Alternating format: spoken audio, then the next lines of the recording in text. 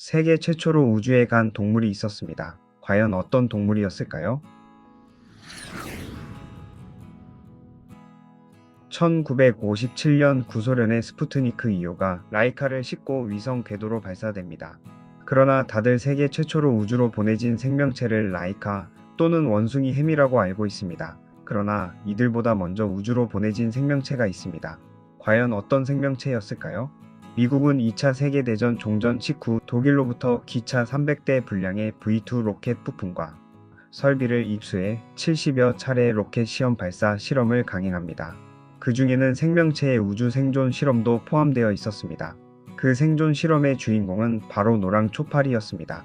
라이카가 우주로 가기 10년 전인 1947년에 우주를 향해 로켓이 발사되었는데요. 수직으로 발사된 V2 로켓은 노랑 초파리와 옥수수 씨앗을 싣고 109km 고도까지 도달했다가 그대로 내려옵니다. 위성 궤도에 진입한 것은 아니지만 우주의 경계선인 카르만 라인 너머로 인류가 처음 보낸 동물은 다름 아닌 초파리였습니다. 당시 실험 목적은 고고도에서 방사선 피폭 영향을 조사하는 것이었습니다. 초파리가 들어있던 캡슐은 무사히 분리되어 낙하산으로 돌아왔습니다. 회수한 초파리를 확인했더니 살아있었고 우려했던 것처럼 돌연변이가 발생하지도 않았습니다. 왜 인류는 초파리를 우주로 보냈을까요? 초파리는 사람과 유전자가 75%가량 같은 모델 동물로서 우주에서 사람의 유전자가 어떻게 변하는지 추측하기 위해 초파리를 우주로 보낸 것이었습니다. 2019년 대한민국 최초의 우주인이었던 이소연 박사도 12일간의 우주로 여행을 떠날 때 약 1000마리의 초파리도 함께 했습니다. 지구로 귀환할 때 1000마리의 초파리 중 600마리에서 700마리가 살아 돌아왔다고 합니다. 당시 이소연 박사는 우주정거장에서 중력의 반대 방향으로 반응하는 초파리가 우주에서 어떤 반응을 보이는지, 중력에 반응하는 인자가 무엇인지, 노화를 촉진하는 과정은 어떤지 보려는 실험 미션을 무사히 완수했다고 합니다. 우주로 보내진 동물들. 초파리가 우주에서 성공적으로 살아 돌아온 이후 1949년에 미국은 V2 로켓을 이용해서 엘버트 2세라는 이름의 히말라야 원숭이를 134km 고도까지 보냈지만 내려올 때 낙하산이 제대로 펼쳐지지 않아 안타깝게 목숨을 잃게 됩니다. 이후 미국은 계속해서 원숭이들을 우주로 보내게 됩니다. 우주로 보내질 때 원숭이는 마취 상태였으며 비행 도중이나 착륙 직후 목숨을 잃게 됩니다. 1959년이 돼서야 에이블과 미스 베이커라는 다람쥐 원숭이가 최대 38G의 가속도를 견디고 우주비행에서 살아남게 됩니다. 우리에게 잘 알려진 침팬지 햄은 우주로 나간 최초의 영장류였습니다. 영장류인 침팬지, 고릴라, 오랑우탄 중에서 가장 사람과 비슷한 침팬지의 우주비행은 인간의 우주비행을 앞둔 예행 연습과 같았습니다. 침팬지 햄은 미국인 최초의 우주비행사로 기록된 앨런 셰퍼드에 앞서 머큐리 레드스톤 로켓에 탑승했기에 더욱 관심을 끌었습니다. 그 뒤로 머큐리 아틀라스 로켓을 타고 갔던 침팬지 아노스는 소련의 유리 가가린, 게르만 티토프에 이어서 세 번째 위성 궤도 비행을 성공한 영장류 생명체가 되었습니다. 소련은 주로 개를 이용한 실험을 진행했습니다.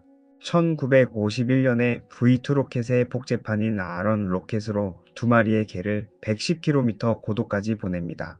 시간과 데지크라는 이름의 개들은 우주로 갔을 뿐만 아니라 무사히 살아서 돌아오기까지 합니다. 우리에게 잘 알려진 라이카는 위성 궤도 비행을 한 최초의 동물이지만 처음부터 되돌아올 가망이 없었습니다. 위성 궤도에서 지구로 살아 돌아온 개는 벨카와 스트렐카로 유리 가가린에 앞서 1960년에 지구를 17바퀴를 도는 성과를 얻게 됩니다. 이 외에도 인류가 처음으로 달의 궤도까지 보낸 동물은 거북입니다. 1968년에 발사된 소련의 존드 5호는 러시아 거북 2마리를 싣고 달 뒷면을 돌아 지구로 무사히 귀환합니다. 사람이 탑승한 아폴로 8호가 달 선회를 한 것은 몇 달 뒤였습니다. 최초로 우주에 나간 지구 생명체. 지금까지는 최초로 우주에 나간 동물들에 대해 알아보았습니다. 그렇다면 동물이 아닌 바이러스나 미생물이라면 어떨까요? 바이러스나 미생물 또한 분명 살아있는 생명체입니다. 아폴로 12호 우주비행사들은 2년 반 전에 착륙했던 달의 탐사선 서베이어 3호의 일부분을 떼어 지구로 귀환합니다. 아폴로 12호의 발사일은 1969년 11월 14일로 2년 반 전이면 서베이어 3호는 1967년 5월경에 달에 도착했을 것입니다. 그런데 그때 서베이어 3호에서 가지고 온 카메라에서 흔히 발견되는 연쇄상구균이 발견된 것입니다.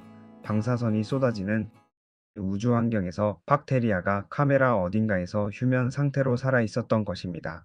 연쇄상구균은 유산균목 연쇄상구균과 연쇄상구균 속에 속하는 그람 양성균의 총칭으로 포도상구균과는 대조적으로 하나의 축을 따라 세포 분열이 일어나 마치 사슬과 같이 군체가 성장하는 박테리아의 일종입니다. 이 박테리아를 발견한 후 미 항공우주국 나사는 다른 천체로 탐사선을 보낼 때 지구 미생물로 인한 오염 방지책을 마련합니다. 우주견 라이카. 냉전 시대에 미국과 소련의 우주 경쟁 중에 희생된 여러 동물들이 있었습니다. 라이카도 그 중 하나였습니다. 사실 우주로 인간을 바로 보냈다가는 무슨 일이 벌어질지 장담할 수 없는 까닭에 미국과 소련은 먼저 각종 동물을 우주 공간으로 내보냈는데 처음에는 우주에 진입했다고 볼 수 있는 100km 고도 정도의 저궤도를 향해 동물들을 싣고 로켓을 발사했습니다. 미국에서는 히말라야 원숭이 알버트 1세, 2세, 3세, 4세를 로켓에 싣고 우주로 보냈지만 알버트 사형제는 모두 라이카처럼 목숨을 잃었습니다. 비록 알버트 2세는 살아 돌아오지 못하고 죽었지만 세계 최초로 우주로 진입한 포유류라는 기록을 세웠습니다. 러시아에서 라이카보다 먼저 우주로 쏘아 올린 데지크와 치가는 살아서 돌아오고 추가 비행까지 하는 등 성공적이었지만 데지크의 경우 두 번째 비행에서 낙하산이 펴지지 않아 결국 목숨을 잃었고 치가는 임무가 종료될 때까지 잘 돌아오는데 성공한 후 해당 프로젝트에 참여했던 물리학자 아나톨리 블라고나라노프 박사가 입양해 그의 가정에서 노후를 보냅니다.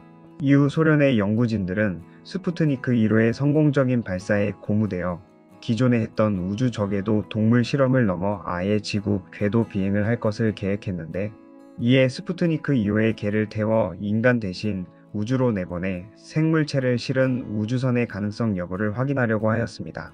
이에 따라 기존의 저궤도 비행을 해서 생환한 개들과 라이카 같은 다른 개 후보군들을 물색한 끝에 라이카가 결정되었습니다. 라이카와 알버트를 비롯한 소련과 미국의 많은 동물들이 희생하면서 얻은 귀중한 데이터로 우주선이 개선되었으며 라이카 다음으로 지구 궤도를 비행한 벨카와 스트렐카는 기술이 좀 발전되어 우주선 회수가 가능한 약 3년 후에 쏘아 올려졌기에 다행히 우주에서 살아 돌아왔습니다.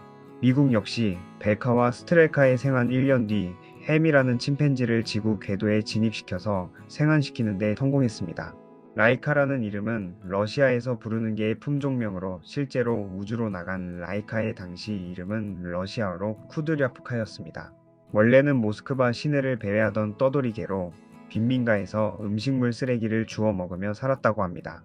그러던 어느 날 러시아 과학자들은 우주로 보낼 개를 길거리에서 찾고 있었고 라이카를 포함한 길거리 개들을 포획했는데 길거리를 떠돌아다니는 경공을 택한 이유는 길거리 경공들이 스트레스와 극한의 환경인 우주에서 길거리를 떠돌기에 잘 적응할 것이라고 믿은 것이었으며 그 중에는 라이카가 있었습니다. 그래서 모스크바의 항공의학 연구소에 들어가 쿠드랴프카로 개명되어 알비나, 무슈카라는 개들과 함께 우주견 훈련을 받았습니다.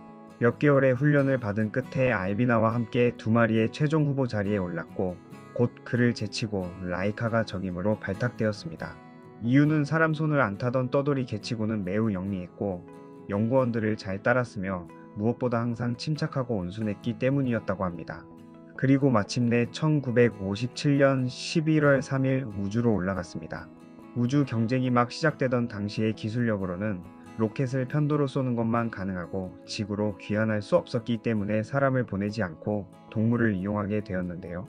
당초 예정대로라면 라이카는 발사 일주일 후에 자동으로 독약이 든 음식을 먹고 안락사될 예정이었으나 실제로는 우주로 나간 지 7시간 만에 3살의 나이로 희생됩니다.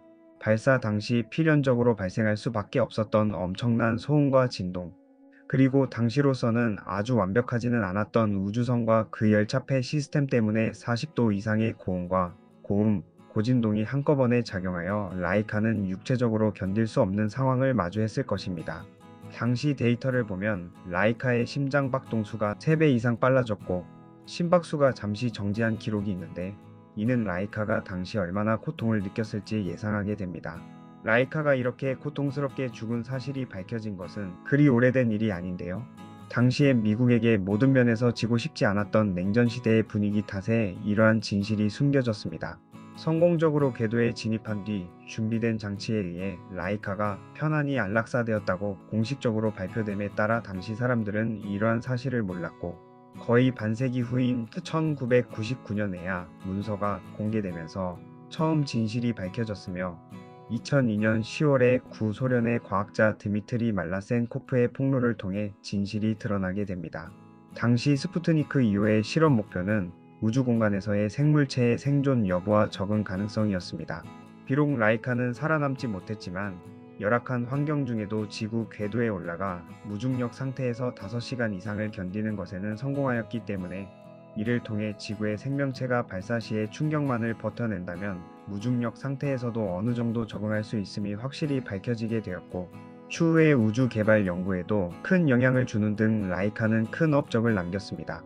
또 로켓에 생명체를 실은 채로 성공적으로 지구 궤도에 진입할 수 있는 과정에 대한 귀중한 데이터들을 확보할 수 있었습니다. 이후 벨카와 스트렐카의 성공, 나아가 4년 후인 1961년 유리 가가린의 최초 우주 비행 성공은 이러한 데이터들이 기반이 되었기 때문에 가능하게 된 것이었습니다. 인류가 우주로 나가기 전 영상에서는 다 다루지 못했지만 이 밖에도 수많은 동물들의 희생이 있었습니다.